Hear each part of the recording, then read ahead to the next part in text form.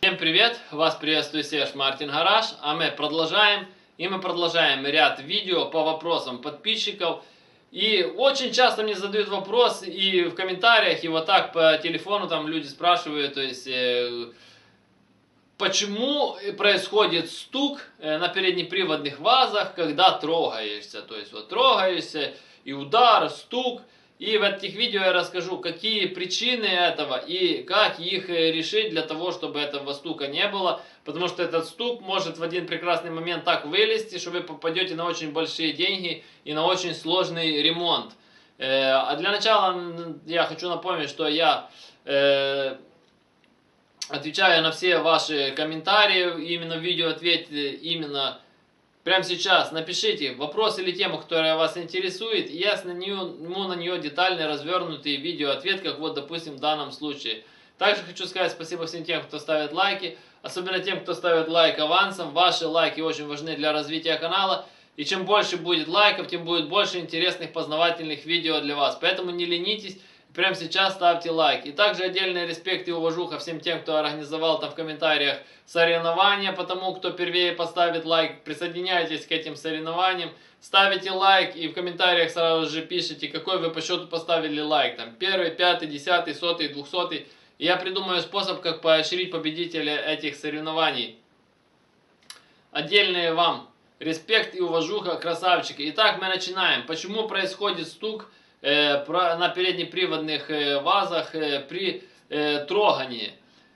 Дело в том, что я знаю, что многие с этой проблемой сталкиваются, ездят, трогается и туф, трогаешься, туф, такой стук и непонятный, и начинается там бегать по мастерам, одни говорят одно, другие третье, пятое, десятое, перебирают полмашины, а стук как происходил, так происходит. Вот даже на днях общался там с человеком, у него тоже такая была проблема. Все, там сцепление поменяли, коробку якобы всю перебрали, кучу денег, там бешеные суммы называют. Мне иногда там люди, когда называют, какие деньги берут за обычный ремонт, то я иногда просто в шоке. То есть там за какую-то там головку просто перебрать, отремонтировать, или там коробку перебрать. Такие бешеные ценники, что ну, это обычный ремонт, это не какая-то там доработка в спортмена. Ну, это отдельная, конечно, история. И все равно у него стук происходит, и он не знает почему. То есть, дело в том, что если у вас есть отчетливый стук, вот такой вы трогаетесь, то есть, это в основном две причины. Это внутренние гранаты или палец сателлита в дифференциале. Дело в том, что я скажу так, что если у вас коробка старая, старого образца, там еще пальцы дифференциала еще живут. Если вы его никогда не меняли, если вы туда никогда не лазили, 99% что с ним все будет нормально. Если у вас коробка уже нового образца, там свежая, там со свежей какой-то машины, там со щупом, там или просто со свежих годов, или вас уже когда-то меняли палец сателлитов, даже если бы это было недавно, там год-два назад, образно говоря, там, то в первую очередь нужно проверять его, хотя его проверить не так просто, потому что это надо снять и разобрать коробку, но зачастую эта проблема в нем. Объясняю почему. Идет выработка, то есть шестерни дифференциала вращаются, то есть и из-за того, что качество металла этих пальцев сателлитов очень плохое, и они просто тупо изнашиваются, и соответственно происходит выработка, и у вас происходит вот этот стук. И почему я говорю, что именно когда вы меняли, тоже он долго не проходит. Потому что, во-первых, что качество плохое, а во-вторых, многие пытаются сэкономить и меняют только палец сателлитов, а не меняют в комплекте и сами сателлиты. Что происходит? Дело в том, что когда у вас палец сателлитов был убит, а сателлиты вы оставили те же и поменяли, на них уже была выработка. То есть, когда палец был разбит, он дал выработку на них. И вы вроде поставили, все нормально крутится, все. Потому что бывают такие случаи, что там вообще там так наслаивается металл от пальца. То есть, ну, допустим, даже если вы поставили, все равно там уже есть выработка. И та выработка на шестернях дифференциала, она просто съест этот палец в ближайшее время, то есть, и вы опять появится этот стук, и вы опять будете разбирать, попадете на съем коробки, потому что, почему с одной стороны берут и там типа дорого за работу, потому что это надо снять коробку, кучу всего там открутить полморды, то есть коробку снять, коробку все разобрать, то есть это как бы понятно, ну, трудоемкий процесс, то есть и не так легко добраться до того пальца, то есть.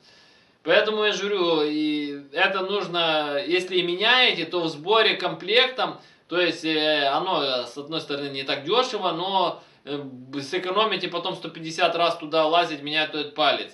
И не ездите долго. И этот звук, если вы видите, что он все громче, громче, отчетливее, отчетливее, это значит износ идет больше. И в один прекрасный момент его просто сломает. И его, если сломает, он может там наделать таких делов в коробке, чтобы вплоть до того, чтобы пробить корпус коробки или разломать всю внутрянки коробки. И вы ее потом просто сдадите на металл, выбросите. Поэтому, когда вы ремонтируете, как в данном случае с этим человеком, ему там все шестерни все перебрали в самой коробке, там подшипники, сцепления, а сам палец сателлитов и не посмотрели. То есть, поэтому, когда вы перебираете коробку, если вы просто даже обслуживаете, там синхрон какой-то меняете, муфту, там шестерню, то есть, или подшипник, не поленитесь, проверьте палец сателлитов. То есть, если с ним все нормально, собрали это все дело назад и погнали. Потому что если он будет разбитый, потом опять попадете на разборку и все это дела.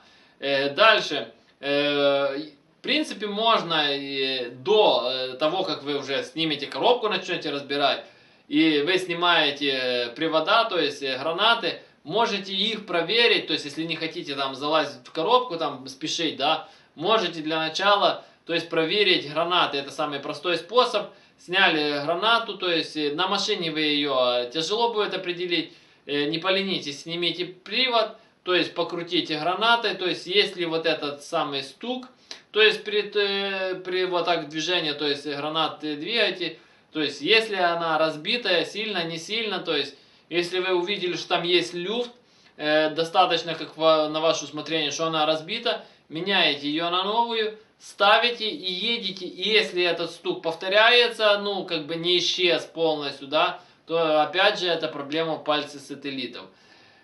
Чтобы стучало сцепление, такое тоже бывает. Может, допустим, там и корзина пойти по одному месту, и сам диск, ну, это ее надо ушатать до такой степени, чтобы там, я не знаю, оно отвалилось.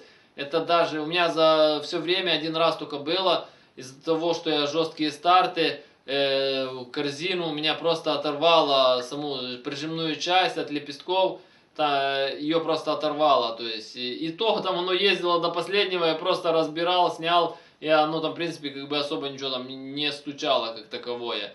То есть, поэтому, да, когда вы будете снимать, опять же, коробку, проверить палец сателлитов, не поленитесь, открутите сцепление, проверьте.